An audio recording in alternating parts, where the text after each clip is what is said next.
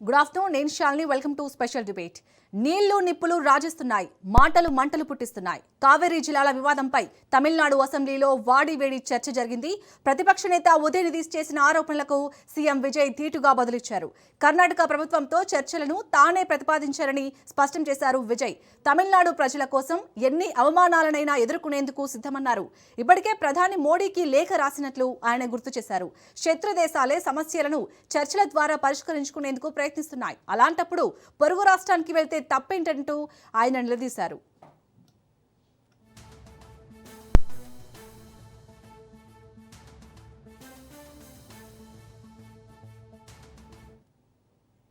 కర్ణాటక, తమిళనాడు, కేరళ, పుదుచ్చేరి రాష్ట్రాల మధ్య దశాబ్దాలుగా నడుస్తోంది కావేరీ జల జగడం. 19వ శతాబ్దంలో మైసూర్ ప్రావిన్స్ కావేరీపై ఆనకట్ట నిర్మించి నీటిని ఆపాలని ప్రణాళిక వేసింది. దాన్ని మద్రాసు ప్రెసిడెన్సీ వ్యతిరేకించింది. 1892లో తొలిసారిగా 2 ప్రావిన్సుల మధ్య ఒప్పందం జరిగింది. తర్వాత 1924లో మరో ఒప్పందం కుదిరింది. అయితే కావేరీపై నిరంతరం ఆనకట్టలు నిర్మించడం ద్వారా నీటిపై కర్ణాటక పూర్తి నియంత్రణను సాధించింది. 1990లో కేంద్రం కావేరీ జలాల వివాద ట్రిబ్యునల్ ఏర్పాటు చేసింది. సుదీర్ఘ విచారణల తర్వాత 2018లో సుప్రీంకోర్టు తుది తీర్పిచ్చింది. 740 టీఎంసీల కావేరీ నీటిలో తమిళనాడుకు 404.25, కర్ణాటకకు 284.75, కేరళకు 30, పుదుచ్చేరికి 7 టీఎంసీల నీరు అందనుంది.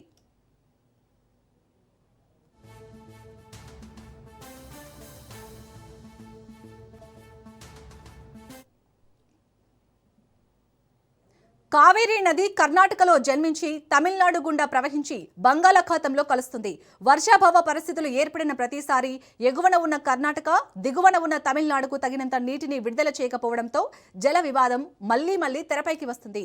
కావేరీ జలాల నిర్వహణ అథారిటీ 2026 జూలై 30న కర్ణాటకకు కీలక ఆదేశాలు జారీ చేశాయి. జూలై 29 నుండి ఆగస్టు 12 వరకు 15 రోజుల పాటు రోజుకు 3500 క్యూసెక్కుల చొప్పున నీటిని బిలిగుండ్ల వద్ద తమిళనాడుకు విడుదల చేయాలని ఆదేశించాయి.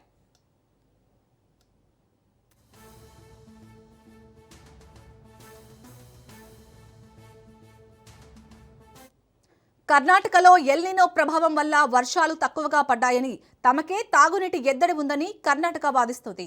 అయితే ఇటీవల కురిసిన వర్షాల వల్ల కబిని జలాశయం నిండటంతో కర్ణాటక పరిమితంగా నీటిని విడుదల చేయడం ప్రారంభించింది. కానీ నీటి విడుదలను వ్యతిరేకిస్తూ కన్నడ సంఘాలు తీవ్ర నిరసనలు తెలుపుతున్నాయి. ఆగస్టు 13న రాష్ట్ర బంద్కు పిలుపునిచ్చాయి.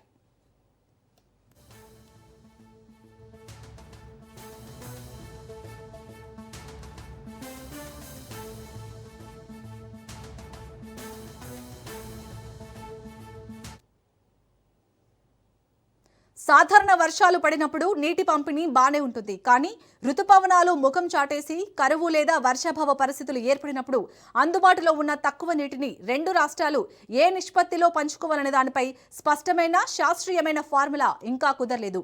కావేరీ జలాల భాగస్వామ్య ఫార్ములాలో తమిళనాడుకు ఎక్కువ నీరివ్వగా కర్ణాటకకు తక్కువ ఇచ్చారనే వాదనలు కూడా ఉన్నాయి.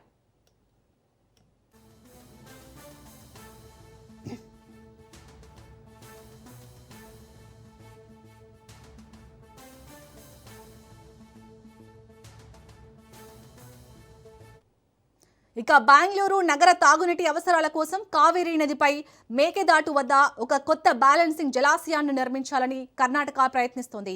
అయితే ఈ ప్రాజెక్టు కడితే తమకు వచ్చే నీటి ప్రవాహం మరింత తగ్గిపోతుందని తమిళనాడు తీవ్రంగా వ్యతిరేకిస్తోంది.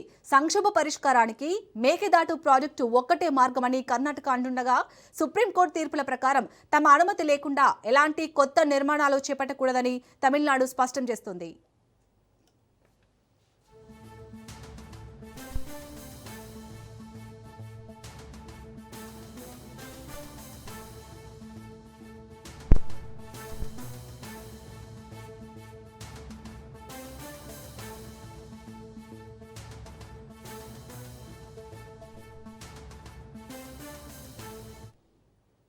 నిజానికి దక్షిణాన పశ్చిమ కనుమలలో బ్రహ్మగిరి పర్వతం నుంచి పుట్టిన కావేరీ నది 3 రాష్ట్రాలు కర్ణాటక, తమిళనాడు, కేరళతో పాటు పుదుచ్చేరి కేంద్ర పాలిత ప్రాంతం గుండా ప్రవహించి బంగాళాఖాతంలో కలుస్తుంది.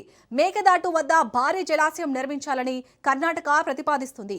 ఆ ప్రాజెక్టు పూర్తయితే తమిళనాడుకు రావాల్సిన నీటి ప్రవాహంపై ప్రభావం పడుతుందని తమిళనాడు ఆందోళన చెందుతుంది.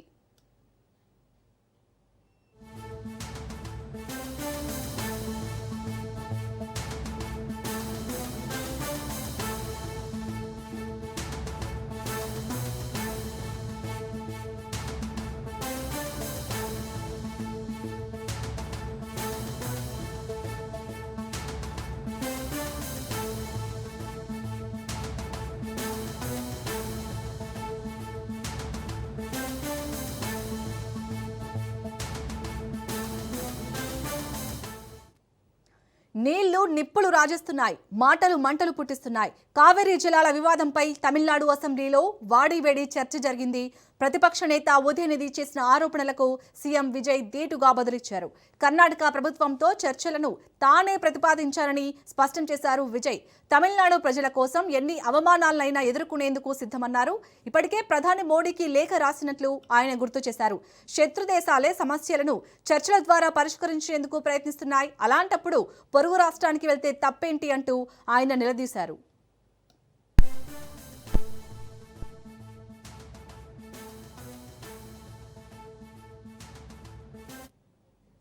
కర్ణాటక, తమిళనాడు, కేరళ, పుదుచ్చేరి రాష్ట్రాల మధ్య దశాబ్దాలుగా నడుస్తోంది కావేరీ జలజగడం.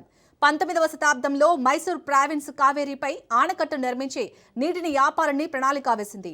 దాన్ని మద్రాసు ప్రెసిడెన్సీ వ్యతిరేకించింది. 1892లో తొలిసారిగా 2 ప్రావిన్స్ల మధ్య ఒప్పందం జరిగింది. తర్వాత 1924లో మరో ఒప్పందం కుదిరింది. అయితే కావేరీపై నిరంతరం ఆనకట్టలు నిర్మించడం ద్వారా నీటిపై కర్ణాటక పూర్తి నియంత్రణను సాధించింది. 1990లో కేంద్రం కావేరీ జలాల వివాద ట్రిబ్యునల్ ఏర్పాటు చేసింది. సుదీర్ఘ విచారణల తర్వాత 2018లో సుప్రీంకోర్టు తుది తీర్పిచ్చింది. 740 టీఎంసీల కావేరీ నీటిలో తమిళనాడుకు 404.25, కర్ణాటకకు 284.75, కేరళకు 30, పుదుచ్చేరికి 7 టీఎంసీల నీరు అందనుంది.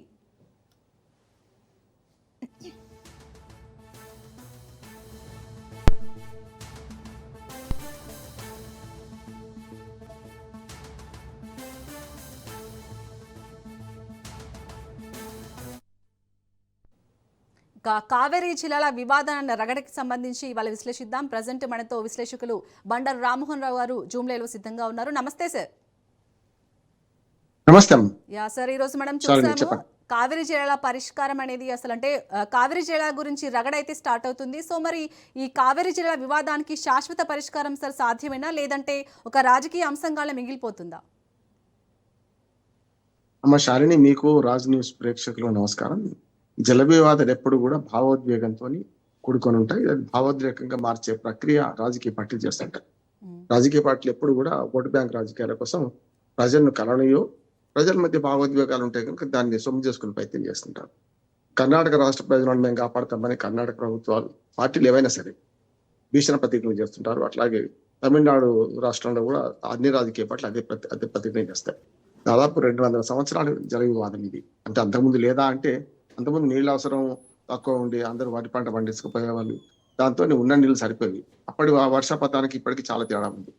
అన్నట్టు 1890 నుంచి ఇప్పుడు ఇది కొనసాగుతూనే ఉంది. 150, 160 ఏళ్లుగా ఇది కొనసాగుతుంది.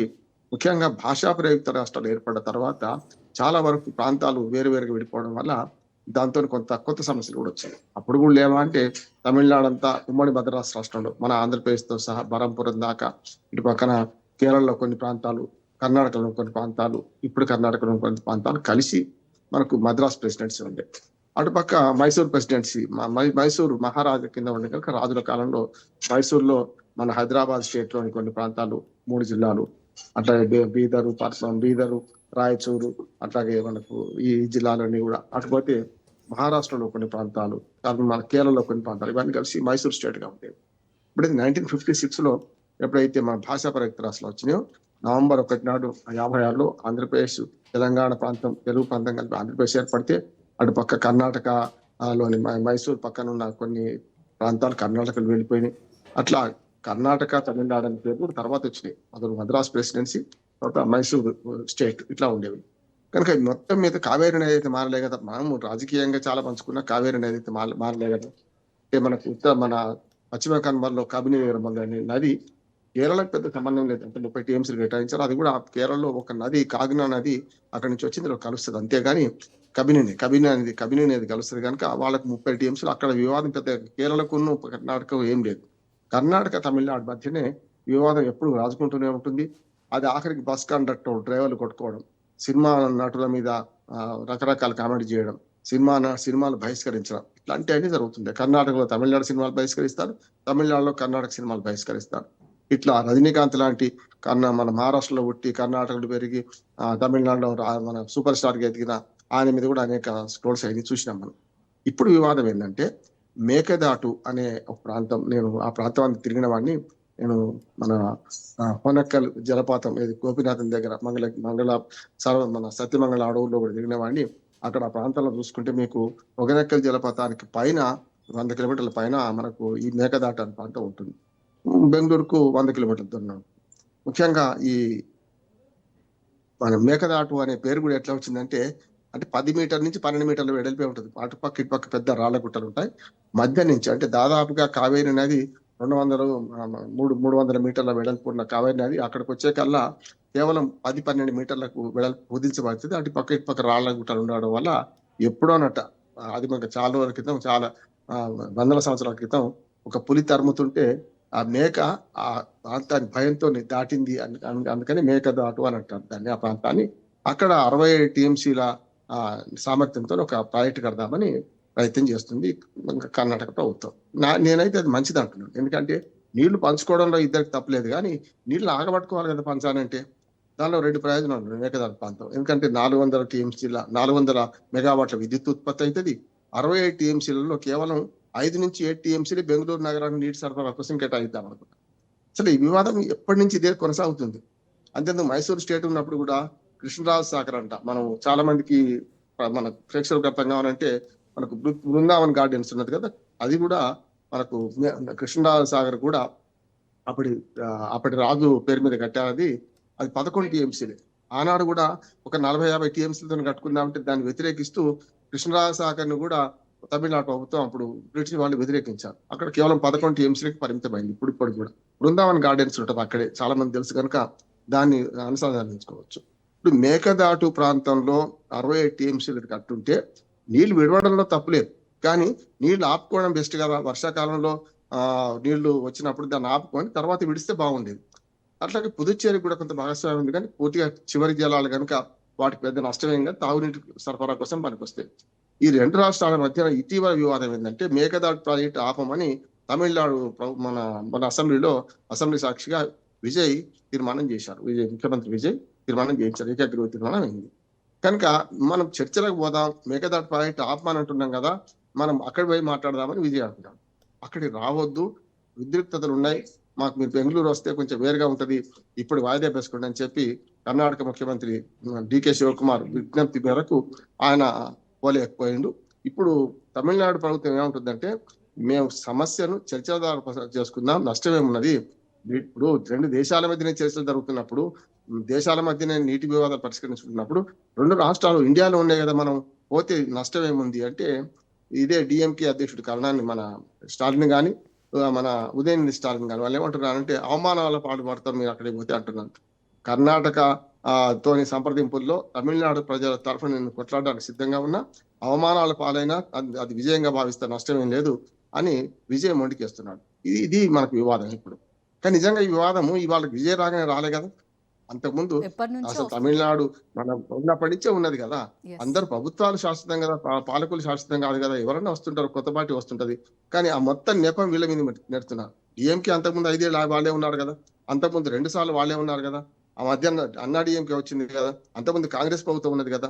మరి వీళ్ళందరి హయాంలో సాల్వ్ గాంధీ ఈ ఒక్క విజయ రాగానే సాల్వ్ చేయమనే ఒక డిమాండ్ పెట్టడం, అసెంబ్లీ సాక్షిగా ఇది ఒక రాజకీయం చేయడం అనేది ఉదయనిధి స్టాలిన్ తగదంటున్నాను. నిజంగా చెప్పాలంటే ఒక సినిమా యాక్టర్ గా, ప్రాంతాలన్నీ కళకు భాషా భేదం లేదు కదా, కళాకారుడిగా విజయ్ ఒక మంచి స్టెప్ అయిపోతుంటే వీళ్ళు అడ్డుకుంటున్నారని నా ఉద్దేశం. రాజకీయంగా ఇది కరెక్ట్ కాదంటున్నాను. అట్లాగే కర్ణాటక ప్రభుత్వం నుంచి కూడా మనకు 2-3 సార్లు కోర్టు తీర్పులు కూడా వచ్చినాయి. వీళ్ళు మామూలుగా ఆ కర్ణాటక ప్రజలేమో మన కావేరి నదిని ఒక తల్లిలాగా పోలుస్తారు. దక్షిణ గంగా అంటారు దాన్ని. యాక్చువల్ గా మన ఉత్తర గంగా అంటే గంగా నదిలో, దక్షిణానికి మన కావేరి నది దక్షిణ గంగా అంటారు. కావేరిని ఒక మహా తల్లిగా, కన్న తల్లిగా పోలుస్తారు కర్ణాటక. వీళ్ళకేమో తమిళనాడు జీవధార, అది వాళ్ళ మన తమిళనాడు వాళ్లకు జీవధారగా అది ఉపయోగపడుతుంది. అందుకని 400 టీఎంసీలు ఇంతకుముందు మీరు చెప్పారు కదా, 400 టీఎంసీలు ఏమో అటు పక్క తమిళనాడుకు, పైననేమో 300 చిల్లర టీఎంసీలు కర్ణాటక కేటాయించారు. ఈ రేషియోలో పంచుకుంటే తప్పలేదు. కానీ నీళ్లు ఉన్నప్పుడు ఎవరు అడగరమ్మా షాలిని, నీళ్లు లేనప్పుడే సమస్య వస్తున్నది. నీళ్లు లేనప్పుడు ఏం చేయాలి, అదే రేషియోలో పంచుకోవాలి. నీళ్ళు ఎన్ని ఉన్నాయి దాన్ని బట్టి. మేము పైన ఉన్నాం కదా నదిలో, మరి మాకు మా అవసరాలు తీరినాక కదా మీరు పంపేది, తక్కువ ఉన్నప్పుడు ఎట్లా ఇస్తామని కర్ణాటక అంటుంది. సరిగ్గా నాకు తెలిసి గతంలో హైకోర్టు, మన సుప్రీంకోర్టు కూడా ఏమన్నదంటే, నీళ్లు లేనప్పుడు ఆ రేషియోలో పంచండి, కానీ అసలే మేము విడవము, మా నీళ్లు మేము ఆపుకుంటామని కరెక్ట్ కాదు. ఆ రేషియోలో కర్ణాటక నష్టపోవాలి, ఆ రేషియోలోనే వర్షాభావం ఉన్నప్పుడు తమిళనాడు నష్టపోవాలని అమికబుల్ సెటిల్మెంట్ చేసింది. కానీ ఇవన్నీ కోర్టు తీర్పుల ద్వారానో ప్రభుత్వాలు ఆదేశాలు ఇస్తేనే చెల్లవు. అందుకనే ఇప్పుడు ఓటు బ్యాంక్ రాజకీయాల్లో మన కావేరీ పరివాహక ప్రాంతంలో తమిళనాడులో కానీ అటు పైన కర్ణాటకలో కానీ భావోద్వేగాలు గూడు కట్టుకొని ఉంటాయి. రైతులు మా నీళ్లు మాకే కావాలి, హక్కుగా మా నీళ్లు పైన ఉన్నాక మాకు అవసరమైన తర్వాతనే మాకు సరిపోయిన తర్వాతనే మీకు విడుస్తామంటారు. కనుక వీళ్ళ భావోద్వేగాన్ని నియంత్రించే సాధనం ఏది లేదు, రాజకీయం అంతకంటే కాదంటున్నాను. కనుక వీళ్ళు చేయాల్సిన పని ఏంటంటే అమికేబుల్ సెటిల్మెంట్ చేసుకొని నీళ్లు విడవాలంటున్నాను. అందుకనే పరమేశ గంగ విడు పార్వతి చారునని భగీరథ ప్రయత్నం చేసింది. అప్పుడు మన శ్రీనాథుడు దాన్ని మనకు మన దానిలో కవిత దానిలో రాస్తాడు, కావ్యంలో రాస్తాడు, శ్రీనాథుడు రాస్తాడు. అందుకని ఏమంటారు అంటే నీ గంగజాలు కావేరిని విడవండి అని అంటే నీళ్లు విడవాలే కదా మొదలైతే. అంటే నీళ్లు పడవాలని వాళ్ళు ఏమంటున్నారు అంటే మా అవసరాల తగ్గట్టు చేస్తామంటారు. ఇప్పుడు నిన్న మొన్న కొంచెం వర్షాలు పడుతున్నాయి, మీ దగ్గర నిల్వ ఉన్నాయి నీళ్లు, మాకు అవసరాల తగ్గట్టు విడవండి అన్నారు. ఇంకొక మాట కూడా రెండు ప్రాంతాలు చూసిన వాడిగా తమిళనాడులో కొంచెం ముందు కాస్త అవుతుంది, అంటే మా కాలం ముందు అవుతుంది. ఇటు పక్కన మన కర్ణాటకలో కొంచెం ఒక నెల రోజులు తేడా ఉంటుంది. మనకి నెల్లూరుకు మనకు తెలంగాణకున్న తేడా అలాగే ఒక నెల రోజులు కాలం తేడా ఉంటుంది. అందుకని అక్కడ ఏమంటున్నారంటే మొదలు నాట్లు వేసుకోవాలి కదా మనకు, ఇప్పుడు నీళ్లు విడవండి అని ఏమో తమిళనాడు వాళ్ళు అంటున్నారు. కాదు మాది ఇప్పుడు సీజన్ మొదలైంది, ఆలస్యంగా వర్షాలు పడదే కనుక మేము వేసిన తర్వాత మీకు ఇస్తామని వీళ్ళు అంటున్నారు. ఇది వివాదం. ఇక్కడ నా ఉద్దేశం ఏంటంటే రెండు రాష్ట్రాలు తమిళనాడుకు అన్యాయం జరుగుతుందా లేకపోతే కర్ణాటక వాదనే సమంజసమా, ఎలా చూడాలి? ఒక్క మాటలో చెప్పలేము, బ్లాంకెట్ స్టేట్మెంట్ ఇవ్వలేము. నీళ్లు కరువు ఉన్నప్పుడు తక్కువ నీళ్లు పడ్డప్పుడు కర్ణాటక కొంత వెసులుబాటు తీసుకొని విడవాలి, ఎందుకంటే కింది దాహార్తిని తీల్చాలి కదా. కానీ ఇప్పుడైనా అదే వాటాల ప్రకారం పోతామంటే కొన్నిసార్లు నష్టం అవుతుంది. అంటే కర్ణాటక ఈ వాదన తప్పు. ఇప్పుడు నీళ్లు 67 టీఎంసీ 70 టీఎంసీ దాకా పైన మన ప్రాజెక్టులో 3 ప్రాజెక్టులు ఉంటాయి కర్ణాటకలో, ఆ 3 ఉన్నాయి నీళ్లు. కానీ డెడ్ స్టోరేజ్ ఉన్నాయి కదా, నీళ్లు మేము విడిస్తే మా సంగతి ఏంది, రేపు పొద్దున అసలు వర్షాలు పడుతుంది మా సంగతి ఏంది అని అడుగుతున్నారు వాళ్ళు. అంటున్నారు ఎప్పుడైనా మంచి వర్షాలు పడి అధికంగా మునిగిపోతుంటే వాళ్ళు వద్దన్న నీళ్లు విడవాల్సింది. ఇప్పుడు మనకున్న ఆల్మట్టి మన కర్ణాటక మనకున్న అది తుంగభద్ర డ్యామ్ ఏం చేస్తున్నారు, వాళ్ళు తుంగభద్ర డ్యామ్ నిండగానే విడిచిపెడతారు కదా, వాళ్ళైతే దాన్ని విడిచిపెట్టుకోలేరు కదా పైన నీళ్ళు అయితే. అందుకనే ఇక్కడ కూడా మనం ఆలోచించేది ఏంటంటే కర్ణాటక వాదన కరువు ఉన్నప్పుడు విడు అని తమిళనాడు అంటుంది, కర్ణాటక ఏమైంది కరువు ఉన్నప్పుడు మాకే నీళ్లు సరిపోతే మీకు ఎట్లా విడిస్తామని అంటుంది. అందుకనే సుప్రీంకోర్టు అమికబుల్ సెటిల్మెంట్ చేసింది, దానిలో స్పష్టంగా పేర్కొన్నది నీళ్లు తక్కువ ఉన్నప్పుడు అదే రేషియోలో కిందికి విడివండి అన్నది. ఇప్పుడు కనీసం రోజుకు 3500 క్యూసెక్ నీళ్లు మాకు విడిస్తే తాగునీటి కన్నా మనకు వస్తాయి కదా మాకని తమిళనాడు అంటుంది. కనుక విడవాల్సిందే. ఇప్పుడు కరువు కాలంలో కర్ణాటక పెద్ద మనసు చేసుకొని 3500 టీఎంసీలు కనీసం రోజుకు కిందికి విడవాల్సిందే. విడవకపోతే కింద వర్షాలు లేవు, పైన వర్షాలు లేవా అంటే లేవు, కానీ పశ్చిమ కనుమల్లో పడుతున్న వర్షాలకు కొంత నీళ్ళు వస్తున్నాయి, మీరు కొంచెం మాకన్నా నయం కదా, ఉన్న వాటిలో మాకు వాటా ఇవ్వండి సుప్రీంకోర్టు చెప్పినట్టు, అట్లాగే మన కావేరీ మన వాటర్ ట్రిబ్యునల్ చెప్పినట్టు అనే మాట అంటుంది. ఇప్పుడు కర్ణాటకలో భావోద్వేగం ఏంటంటే మొన్న కొన్ని నీళ్లు విడుస్తానంటే కర్ణాటకలో పెద్ద ఎత్తున రాష్ట్రాలకు పెద్ద ఎత్తున బెంగళూరులో ధర్నాలు అవన్నీ జరిగినాయి. అంటే పాలకులు భయపడతారు కదా, ఒక భావోద్వేగంతో కూడుకుంది కనుక రైతుల ఓట్లు కూడా కావాలి కనుక రైతులను వ్యతిరేకించి అయితే ఎంత మనసున్నా కూడా కర్ణాటక నుంచి తమిళనాడు నీళ్లు ఇచ్చే పరిస్థితి లేదంటున్నారు. అందుకనే నా ఉద్దేశం ఏంటంటే మేకదాటు ప్రాజెక్టును మొదటి నుంచి తమిళనాడు వ్యతిరేకిస్తున్నది, ఇప్పుడు కాదు అంతకు ముందు కూడా వ్యతిరేకించారు తమిళనాడు ఏ ప్రభుత్వం ఉన్నా. ఇప్పుడు మన తీర్మానం చేసింది కనుక నా ఉద్దేశం ఏంటంటే మేకదాటు ప్రాజెక్టును కట్టనించి కట్టుడు పెద్ద ఏం లేదు, జస్ట్ ఒక 15 మీటర్ల ఆనకట్ట పూర్తి చేస్తే ఇటుపక్క అటుపక్క నీళ్లు బాగా ఆగుతాయి, మట్టి కట్ట వేసుకుని సరిపోతుంది. 67 టీఎంసీలు అక్కడ ఆగినాయి అనుకోండి, దానివల్ల వర్షాలు బాగా పడ్డప్పుడు అది స్టోర్ చేసుకునే అవకాశం ఉంటుంది. దాని వర్షాలు లేనప్పుడు విడవడానికి తమిళనాడు వాటాను కరెక్ట్ గా ఫిక్స్ చేయాలంటున్నాడు. మనసుంటే మార్గం ఉంటుందమ్మా శ్రావణి మన శాలిని గారు. ఎందుకంటే ఇప్పుడు మన గతంలో బాబ్లీ ప్రాజెక్ట్ కడుతున్నప్పుడు చాలా మంది వ్యతిరేకిస్తూనే వద్దన్న 2 టీఎంసీలు వాళ్ళు కట్టుకుంటే నష్టమే ఉంది, 2 కాదు 6 టీఎంసీలు తీసుకుంటారు అనుకోండి, తాగునీటి కోసం కదా వాళ్ళు తీసుకునేది. అంటే సుప్రీంకోర్టుకు మంచి అవికములు సెటిల్మెంట్ చేసింది. మన బాబ్లీ ప్రాజెక్ట్ గోదావరి నది మీద పైకి చూసుకుంటే మనకు శ్రీరామ్ సాగర్ నిండుతలేదంటే అక్టోబర్ 1 నాటి నుంచి మొత్తం కుల్లా చేసి అక్టోబర్ 1 నాటి బంద్ చేయాలి, జూన్ నుంచి కుల్లా చేయాలన్నారు. ఇప్పుడు ఏమైంది, నీళ్ళు వస్తున్నాయి కన్నా మన మహారాష్ట్రలో వర్షం పడుతుంటే ఆపలేరు వాళ్ళు.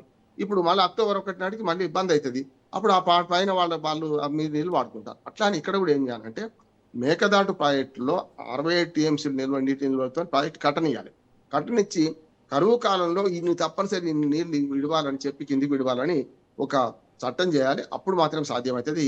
ఈ జల వివాదాలు అనేటి పరిష్కరించడానికి కేంద్ర ట్రిబ్యునల్ ఉన్నాయి, కావేరీ ట్రిబ్యునల్ ఉంది. కేంద్ర ప్రభుత్వం పెద్దలలాగా లేకుంటే తండ్రిలాగా 2 రాష్ట్రాల మధ్య పంచాయతీ చెప్పాలి, లేకపోతే కావేరీ జల వివాదం కాస్త మారణహోమంగా మారుతుంది. చాలాసార్లు మారింది కూడా.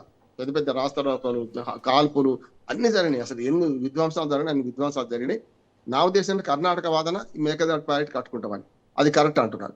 కానీ కరువు వచ్చినప్పుడు విడవాలి అనేది కూడా కరెక్టే కదా. మేము కరువు వచ్చినా సరే, కాలం వచ్చినా సరే మేమైతే ఆపుకుంటాం, మాకు ఎక్కువ నీళ్ళు అయితే విడిచిపెడతామంటే మరి కింది వాళ్ళ హక్కులు భంగపడతాయి కదా. అందుకనే ఇద్దరు సమయం పాటించాలి. విజయ్ అన్నట్టు తాను కర్ణాటక పోయి నేను సంప్రదింపులు చేస్తా అంటున్నాడు. మేకదాటు ప్రాజెక్టును కట్టనిచ్చి ఆ నీళ్ళని ఇద్దరు పంచుకుంటే బెస్ట్ అని నా ఉద్దేశం. సార్, అలాగే ఈ వాతావరణ మార్పుల కారణంగా పాత నీటి పంపిణీ ఒప్పందాలు ఏవైతే ఉన్నాయో వాటిని మార్చాల్సిన సమయం వచ్చింది అనుకోవచ్చా? మార్చాల్సిన అవసరం లేదు, దానికి అడ్జస్ట్ చేసుకోవాలి. అంటే ఆ పరిస్థితులను బట్టి అడ్జస్ట్ చేసుకోవాలి. ఇప్పుడు కాలం బాగా అయినప్పుడైతే ఎవరికి సమస్య లేదు కదా. కాలం కానప్పుడే సమస్య ఉన్నప్పుడు సంక్షోభంలో పరిష్కారాలు సూచించుకోవాలి. కానీ సంక్షోభాన్ని ఇంకా మరింత పెద్ద చేయొద్దు కదా అంటున్నాను నేను. ఆ సంక్షోభాన్ని పరిష్కరించుకో ప్రయత్నం చేస్తే నేను చెప్పిందే ఇస్తాను. నేను స్పష్టంగా చెప్తున్నా. రెండు రాష్ట్రాల్లో నేను కావేరీ నదిలో హెగనకల్ జలపాతంలో ఒక రోజంతా నేను ఉన్నవాడిని అక్కడ.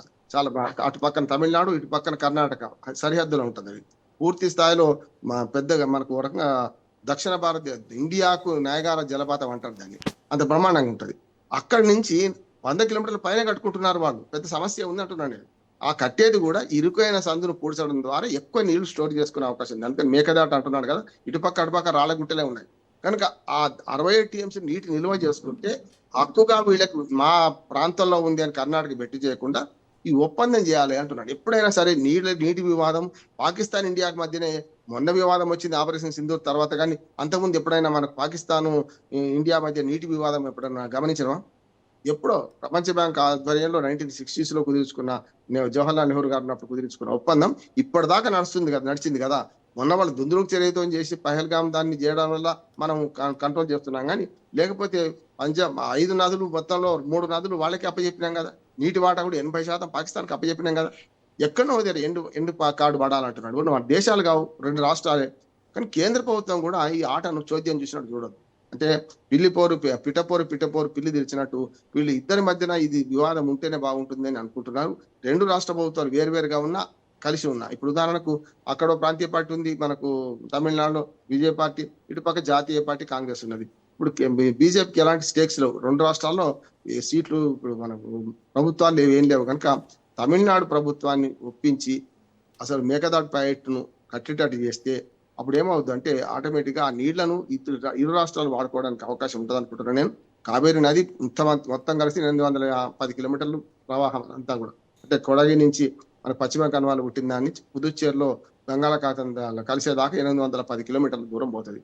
అందులో కర్ణాటకలో సగం ఉన్నది, ఆల్మోస్ట్ ఆల్ ఇక్కడ కూడా కొంచెం సగానికి తక్కువ ఉంటుంది. అందుకనే మీరు నీట్ టీఎంసీ పంచేటప్పుడు ఏం చేశారు, పరివాహక ప్రాంతాన్ని కాకుండా అప్పుడు ఉమ్మడి మద్రాసు రాష్ట్రంలో మనకు బ్రిటిష్ వాళ్ళ పెత్తనం కొనసాగింది కనుక మాకు అన్యాయం జరిగింది. అసలు మైసూరుకు నీళ్ళు తాగునీటికి హలో లక్ష్మణ అంటున్నాం. మైసూరు నుంచి 20 కిలోమీటర్లు పోతే కావేరీ నది ఉంటది. ఆ కావేరీ నదిలో నీళ్లు మేము తాగలేకపోతున్నాం కదా, మైసూరు ప్రజలు ఇప్పటికి బాధపడుతుంటారు. అప్పుడు తప్పుడు ఒప్పందం జరిగిందని. అందుకని 11 టీఎంసీలకు పరిమితం చేశారు. అలా 30 టీఎంసీలు కనుక కట్టుకుంటే మాకు ఇవాళ మైసూరుకు సమస్య ఉండకపోయేదని మైసూరు ప్రజలు భావిస్తున్నారు. ఎప్పుడైనా అది పక్క నుంచి నది పోతుంటే దాహార్తితో ప్రజలు ఉంటే ఎప్పుడైనా బాధ అనిపిస్తుందా లేదా? ఇదే అంతే అంటారు. అందుకనే ఈ 2 రాష్ట్రాలు ఒక రకంగా చెప్పాలంటే కొంచెం బేహజాలు పక్కన పెట్టి అమికబుల్ సెటిల్మెంట్ చేసుకుంటే ఎవరి దగ్గరికి ఎవరు పోయిన సమస్య కాదు. తమిళనాడు ముఖ్యమంత్రి కర్ణాటక రావచ్చు, కర్ణాటక ముఖ్యమంత్రి తమిళనాడు రావచ్చు. ఆ ముఖ్యమంత్రుల మధ్యన దేశాలు లేకుండా చర్చ జరగాలి. కొంత కేంద్ర ప్రభుత్వం మన సిడబ్ల్యూసి కూడా జోక్యం చేసుకోవాలి. కావేరీ నదీ జల మన ట్రిబ్యునల్ ఉంటుంది, వాళ్ళు జోక్యం చేసుకోవాలి. ప్రాజెక్టులు కట్టుకుందాం, ఇద్దరం వాడుకుందాం అనే సూత్రం పాటిస్తే మంచిదని నేను. రైట్, థ్యాంక్ యూ అండి రామ్మోహన్ గారు. సో ఇది వాళ్ళ special debate. Keep watching Raj news.